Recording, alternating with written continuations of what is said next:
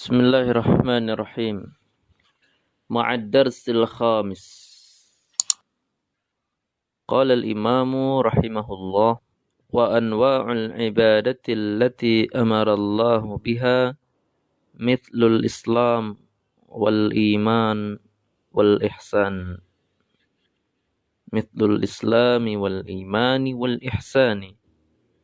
Dan macam-macam ibadah yang Allah telah memerintahkan. Ibadah tersebut seperti halnya Islam. Seperti Islam, iman, dan ihsan. Ya. Di sini Al-Imam mulai menyebutkan tentang macam-macam ibadah. Setelah seorang hamba mengetahui dan mengenal siapa Rabb-nya, dan dia tahu bahwasannya Allah yang berhak untuk diesakan dalam ibadah.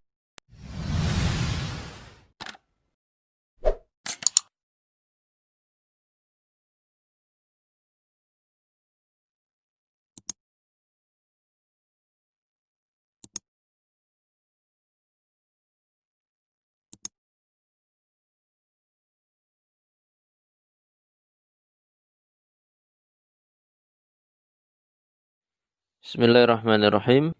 Kemudian di sesi tema bahasa, saya ingin menyinggung tentang isim syarat. Ya. Karena kita tahu fi'il itu kan bisa majzum. Ini majzumnya dengan adawat jazimah. Adawat jazimah ini terbagi kepada dua kelompok. Pertama, kelompok jazim fi'lain. Menjazm satu fi'il saja. Jadi contohnya lam yaktub, tidak menulis. Yaktub di sini dibaca majzum. Kalau kelompok kedua itu apa yang disebut jazim fi'lain. Menjazm dua buah fi'il. Nah, dalam bahasa ilmu nahwu itu lebih dikenal dengan adawat syarat. Adawat syarat. Bahasa kita ya kata yang dikaitkan untuk menghubungkan antara sebab dan akibat. Contohnya misalkan, jika kamu makan, maka kamu kenyang. Maka kata jika ini ya, itu tadi maksudnya isim syarat. Nah, walaupun nanti kalau kita belajar nahwu lagi, lebih lanjut lagi, kita tahu namanya di antara adawat syarat tadi, yang menjazm dua buah fi'il, dibagi lagi ada kelompok lagi. Ada yang memang memajzumkan, ada yang tidak memajzumkan. Ya. Jadi di antara adawat syarat yang banyak itu ya, terbagi kepada dua kelompok. Ada yang menjazmkan dua fi'il tadi, ada yang sama sekali tidak memajzumkan tetapi masuk daripada kelompok adawat syarat. Ya. Artinya apa? Dikecualikan daripada jawazim. Seperti misalkan lau. Kata lau, kalaulah, nah, seperti itu. Ini tidak memajzumkan. Taib. Fokus kepada adawat syarat yang memajzumkan. Nah, di dalam matan yang kita baca tadi di Dars Khamis itu ada contoh aplikasi daripada isim syarat jazim fi'lain, yaitu seperti dalam perkataan al-Imam faman sarafa minha syai'an li ghairillahi fahuwa musyrikun kafirun. Di sini ada man, ini merupakan isim syarat. Nah, kalau udah dikatakan demikian berarti man sebagai mubtada. Mubtadanya berupa isim syarat. Jadi i'rabnya apa? Fi mahalli raf'in mubtada. Nah, di sini ada sebab, ada akibat. Sebabnya apa? Sarafa minha syai'an li ghairillah. Barang siapa? Ya. Sebabnya apa? Memalingkan sedikit pun, secuil pun daripada ibadah kepada selain Allah. Akibatnya apa? Fahuwa musyrikun kafirun. Ya, fahuwa musyrikun kafirun, ini akibatnya. Akibat daripada memalingkan ibadah kepada selain Allah, maka akibatnya adalah syirik dan kufur. Syirik kufur. Nah, inilah sebab akibat. Lalu timbul pertanyaan, di sini kenapa kok bentuknya tidak fi'il mudhari? Bagaimana nanti kita katakan sebagai jazim? Padahal kita tahu nama isim syarat itu memajzumkan, maka jawabannya adalah bahwa seperti dikaji dalam ilmu nahwu, andaikan memang bukan berupa fi'il mudhari, semisal berupa fi'il madhi, nah di sini bentuknya fi'il madhi, atau berupa jumlah ismiyah, seperti akibatnya yaitu kalimat fahuwa musyrikun kafirun. Ini bentuknya jumlah ismiyah. Ya. Kalau fi'il madhi berarti jumlah fi'liyah. Ya. Andaikan bukan berupa fi'il mudhari, maka tetap kita katakan i'rabnya menduduki kedudukan jazm.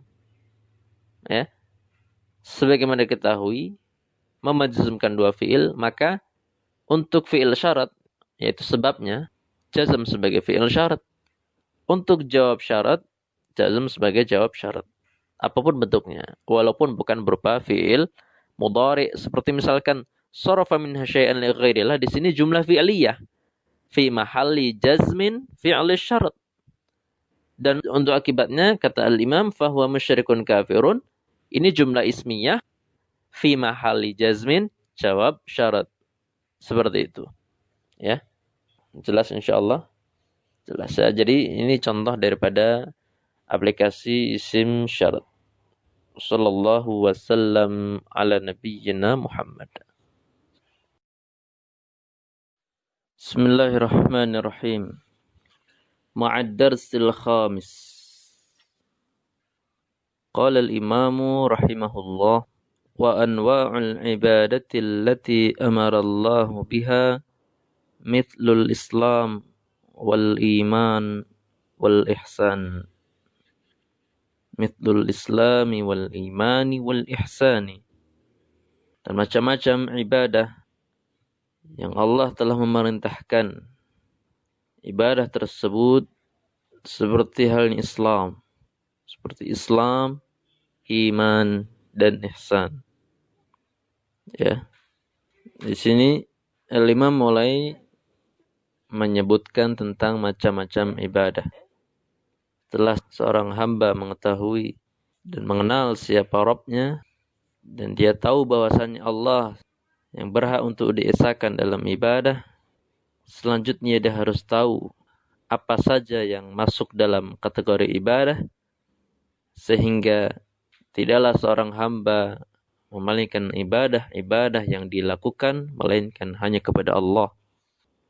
Dan di sini al-imam mengatakan, allati amarallahu biha. Ibadah yang Allah perintahkan. Yang mafhum mukhalafahnya, apa yang tidak Allah perintahkan, apa yang tidak Allah sampaikan melalui Rasulnya sallallahu alaihi wasallam berarti bukan ibadah. Sehingga ibadah bukan selera, ibadah bukan karangan, tetapi ibadah adalah perintah Allah, adalah apa yang Allah syariatkan. Am lahum syuraka'u syara'u minad dini ma lam ya'zam bihillah.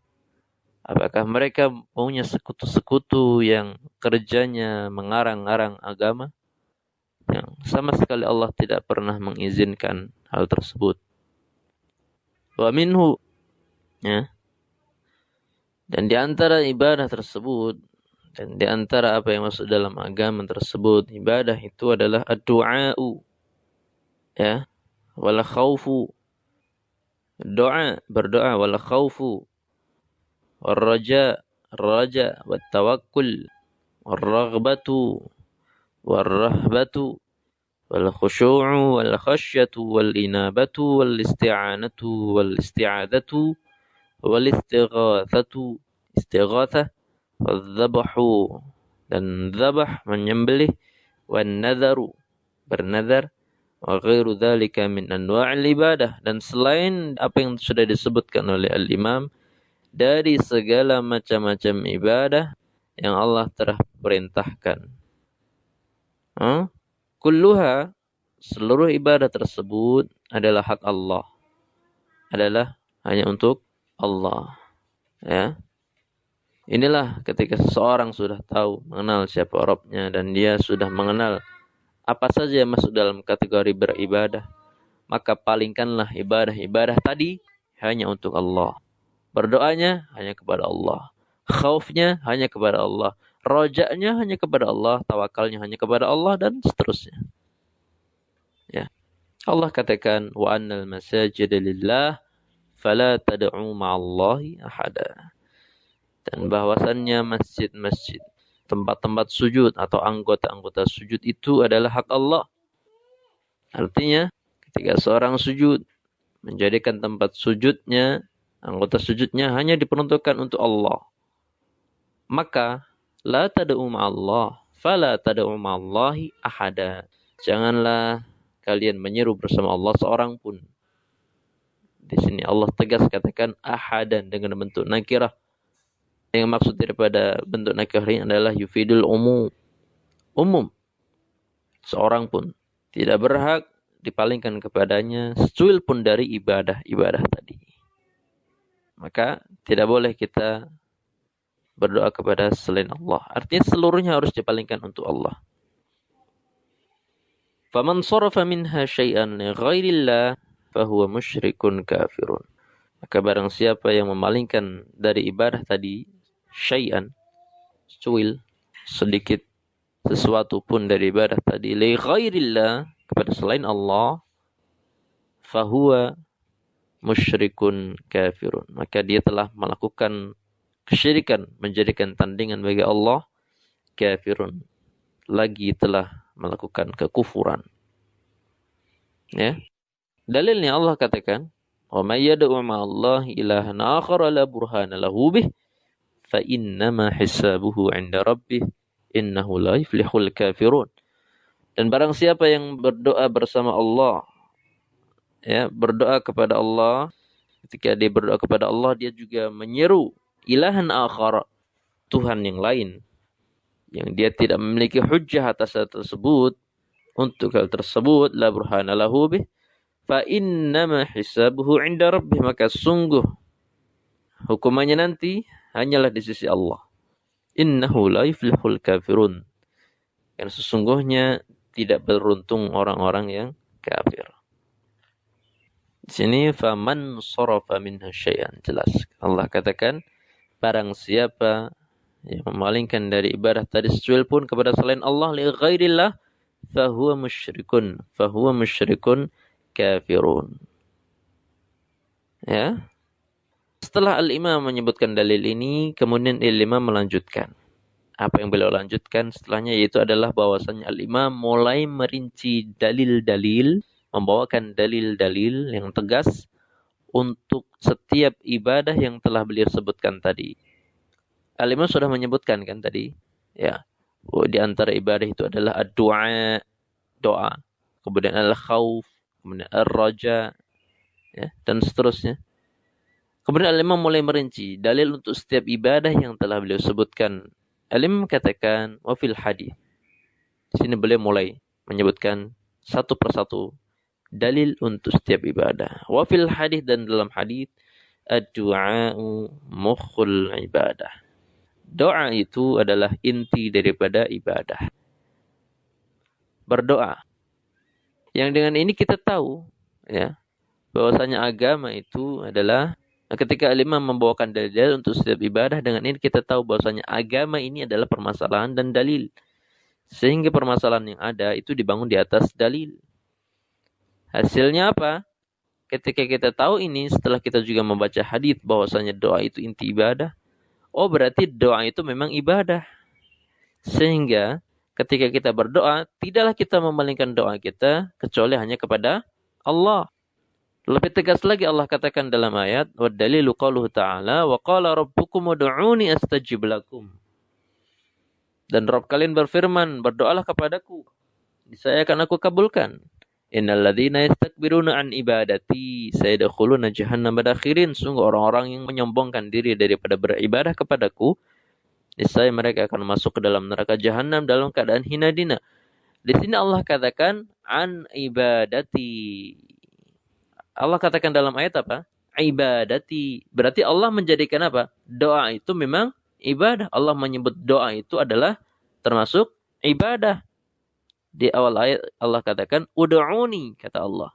Berdoalah kepadaku, kata Allah. Dan Allah sebutkan setelahnya yaitu ibadati. Sehingga doa jelas, tegas di sini Allah katakan doa adalah ibadah. Sehingga ketika seseorang tahu bahwasanya doa adalah ibadah, tidak pantas dia memalingkan doa tersebut kepada selain Allah. Demikian apa yang dapat kita bahas dan kita ulas secara ringkasnya. Karena lautan faedah daripada matan yang sedikit ini sebetulnya sangat luas. Kita berusaha untuk mengambil inti-intinya, mungkin baru sedikit. Karena banyak lautan faedah yang kalau kita mengkaji kata per kata, masya Allah, masya Allah. Wassallallahu wasallam ala nabiyyina Muhammad.